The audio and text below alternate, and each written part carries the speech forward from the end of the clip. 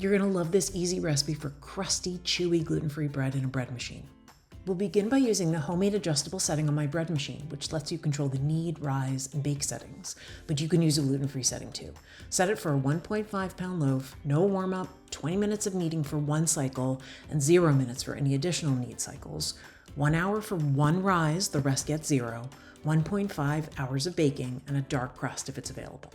With the loaf pan in the machine, add the simple mixed wet ingredients, then the dry ingredients on top, except for the yeast. That goes on top of the dry ingredients. Close the lid and start the machine.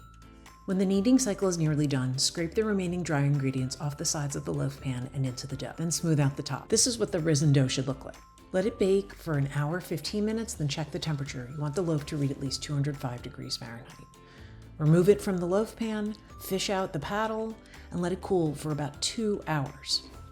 And slice and serve. It should actually still be a bit warm even after you've let it cool for 2 hours.